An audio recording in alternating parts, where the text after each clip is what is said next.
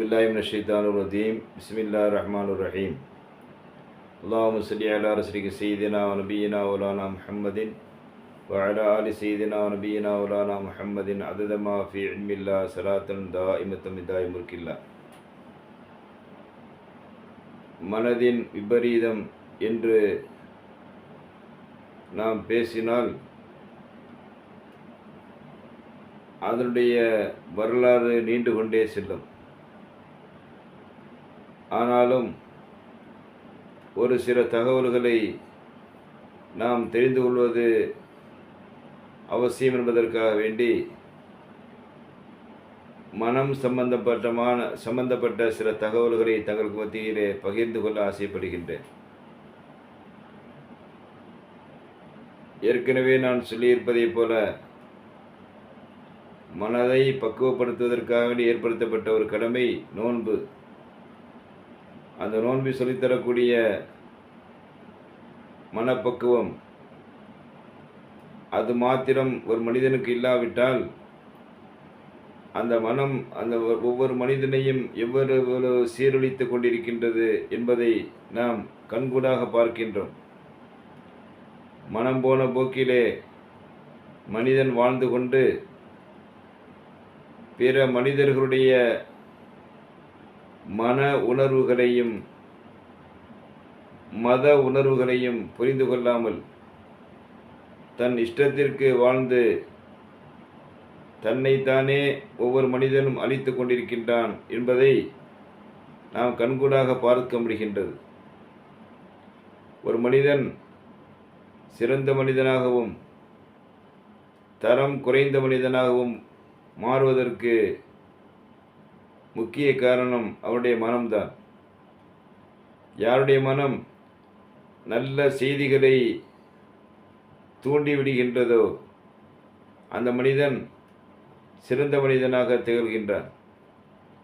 யாருடைய மனம் தீய செயல்களின் பக்கம் ஒரு மனிதனை திருப்பி விடுகின்றதோ அவன் தாழ்ந்த மனிதனாக ஆகிவிடுகின்றான். ஆகினால்தான் அந்த மனம் விஷயத்திலே இறை நல்லடியார்கள் மிகவும் கவனமாக இருந்துள்ளார்கள்.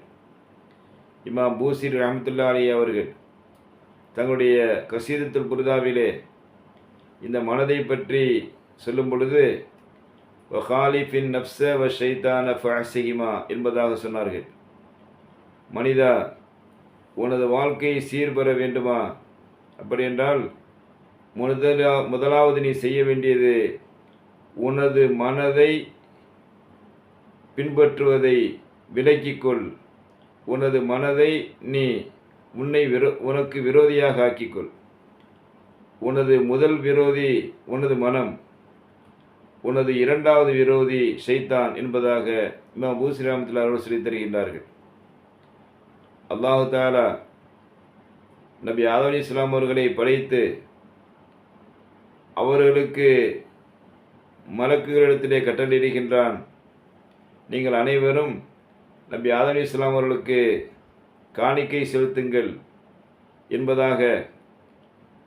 அந்த நபி ஆதம் அலைஹிஸ்ஸலாம் அவர்களுக்கு உங்களுடைய பணிவை வெளிப்படுத்துங்கள் என்பதாக அல்லாஹ் தஆலா கூறிய போது வயது குல்நாளில் மலாயிகத்தி உஸ்துதூலி ஆதம,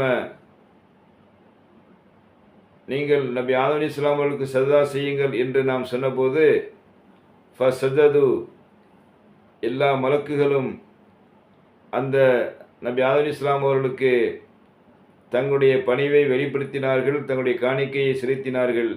இல்லா இப்லீஸை தவிர என்று திருமறை வசனம் பேசுகின்றது. அப்படி என்றால் மலக்குகளுக்கெல்லாம் தலைவன் என்று சொல்லப்படக்கூடிய அந்த இப்லீஸ், அந்த ஷைத்தான் எப்படி நபி ஆதம் அலைஹிஸ்ஸலாம் அவர்களுக்கு பணியை மறுத்தான், அவளுக்குரிய மரியாதை செய்வதற்கு எப்படி அவனுக்கு மனம் வந்தது என்று ஃபஸ்ரீன்கள் சொல்லி காட்டும் பொழுது அந்த ஷைத்தானையும் வழிகெடுத்த ஒன்று இருந்தது. அதுதான் அல்லாஹ் தஆலாவுடைய கோபத்திற்கு அந்த ஷைத்தானை உள்ளாக்கியது. லஅனத்துல்லா, அல்லாஹ்வுடைய லஅனத் இறங்கிய ஒருவனாக சைத்தானை மாற்றியது எது என்று முஃபஸ்ஸிரீன்கள் சொல்லி காட்டும் பொழுது, அவனிடத்திலே இருந்த அந்த மனம்தான் அவனை சைத்தானாக்கியது.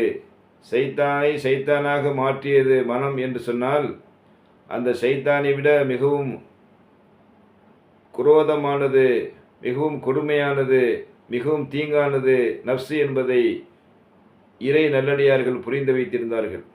ஆகையினால்தான் அவர்கள் இந்த நோன்பை மேற்கொள்ளும் பொழுது அவர்கள் இந்த நோன்பை நமக்கு 3 வகையாக பிரித்து காட்டியுள்ளார்கள்.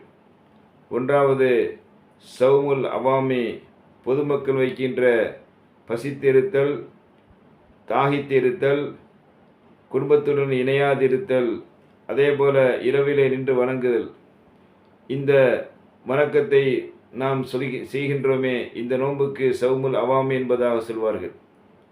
இரண்டாவது வகையான நோன்பு ஒன்று இருக்கின்றது, சௌமுல் ஹவாஸ், இறை நல்லடியார்களுடைய நோன்பு.